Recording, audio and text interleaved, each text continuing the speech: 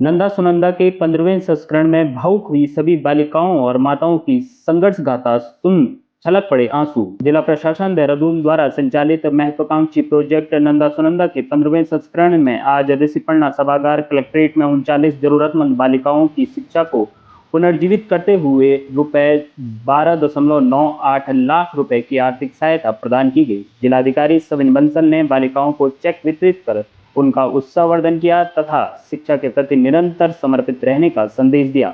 नंदा सुनंदा के 15वें संस्करण में प्राइमरी 12, अपर प्राइमरी की 9 और सेकेंडरी की 5, सीनियर सेकेंडरी की 7, ग्रेजुएशन की 5 तथा पोस्ट ग्रेजुएशन की 1 बालिका को सहायता प्रदान की गई। कार्यक्रम के दौरान भावुक क्षण तब आई जब बालिकाओं एवं उनकी माताओं ने अपनी संघर्ष की कहानी साझा की। कई बालिकाओं ने बताया कि पिता की मृत्यु, आर्थिक तंगी और पारिवारिक संकट, एक एकल अभिभावक की परिस्थिति के कारण उनकी शिक्षा बीच में रुकने की स्थिति में पहुंच गई थी। उनकी पीड़ा सुनकर सभागार में उपस्थित अधिकारी, कर्मचारी एवं अभिभावकों की आंखें नम हो गई। जिलाधिकारी सविन बंसल ने कहा कि जीवन में उतार चढ़ाव स्वाभाविक हैं, लेकिन मजबूत इच्छा शक्ति से हर कठिन परिस्थिति का सामना किया जा सकता है। उन्होंने बालिकाओं को प्रेरित करते हुए कहा कि उन्हें प्राप्त अवसरों का पूरा उपयोग कर अपने लक्ष्यों की ओर निरंतर बढ़ना चाहिए। उन्होंने कहा, नंदा सुनंदा माननीय मुख्यमंत्री के मार्गदर्शन में संचालित एक संवेदनशील पहल है, जिसका उद्देश्य आर्थिक एवं सामाजिक रूप से कमजोर बालिकाओं की शिक्षा को बाधित होने से बचाना है। आपको बताते चलें कि जिला प्रशासन का यह प्रोजेक्ट अब तक 175 बालिकाओं की शिक्षा को नया जीवन दे चुका है। अब तक कुल 57 लाख की सहायता राशि वितरित की जा चुकी है। देखिए, project Nanda Sunanda last year beginning में शुरू किया गया था। इसका उद्देश्य ये था कि जो ऐसी डिसएडवांटेज बालिकाएं जिनको अपनी पढ़ाई छोड़नी पड़ी, या तो उनके पेरेंट्स नहीं रहे, या सिंगल मदर हो गई, या ऐसी बीमारी से ग्रस्त हो गए फादर या बोथ पेरेंट्स, पूरा परिवार क्रिपल हो गया, कोई इनकम सोर्स नहीं रहा और जो लाइवलीहुड है वो एक तरह से इट फेल अपार्ट।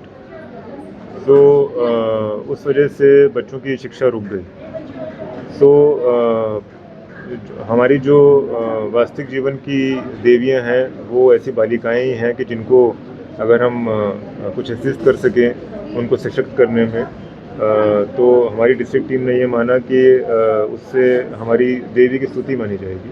इस वजह से इसका प्रोजेक्ट का नाम नंदा सुनंदा दिया गया। और माननीय मुख्यमंत्री जी का ये हमेशा प्रेरणा रहती है कि यदि कोई वर्ग अभी प्रचलित स्कीम से वंचित हो भी रहा है, क्योंकि जो हमारी स्कीम्स हैं, हमारी योजनाएं हैं, राज्य सरकार माननीय मुख्यमंत्री जी भरसक प्रयास कर रहे हैं कि सारे वर्ग किसी न किसी स्कीम में कवर हो जाएं, पर वो एक डायनेमिक प्रोसेस है, एवर इवॉल्विंग प्रोसेस है। तो इस बीच ऐसी फ्लेक्सिबिलिटी दी है माननीय मुख्यमंत्री जी ने जिलों में कि हम कोई नए वेज एंड मीन्स डिवाइस करते हुए वर्गों को कवर करें। तो ये उसी दिशा में प्रोजेक्ट था। और आज हमारा जो 15 संस्करण हुआ उससे आज हमारी 175 बालिकाएं लाभान्वित हो चुकी हैं। और आज के चरण में लगभग 40 बालिकाओं के जो शिक्षा की जो फीस है वो उनके स्कूल्स में, कॉलेजेस में, ग्रेजुएशन में, पीजी कॉलेजेस में सबमिट कर दी गई है, जिससे वो अपनी शिक्षा रिज्यूम कर सकेंगी। ये हमारा CSR राइफल क्लब का जो फंडिंग सोर्स है, इसके लिए काफ़ी महत्वपूर्ण लाभदायक सिद्ध हुआ है, जिससे हम टुवर्ड्स सोसाइटल कॉज कुछ काम कर रहे हैं। देखिए, हमारा गत वर्ष कोरोनेशन हॉस्पिटल में गांधी शताब्दी ब्रांच में DDRC सेंटर शुरू किया गया था मॉडर्न फॉर्म में। सो वहाँ पर अभी काफ़ी संख्या में हमारे लाभार्थी आवागमन करते हैं और उनकी सुविधा के लिए उनको कई बार NIVH से कंसल्टेशन करवाना पड़ता है, या उनके लिए कोई इक्विपमेंट्स उनकी नाप के लिए, मेजरमेंट के लिए कहीं पर ले जाना पड़ता है। तो डेडिकेटेड वाहन अभी उनके निवर्तन पर हो गया है।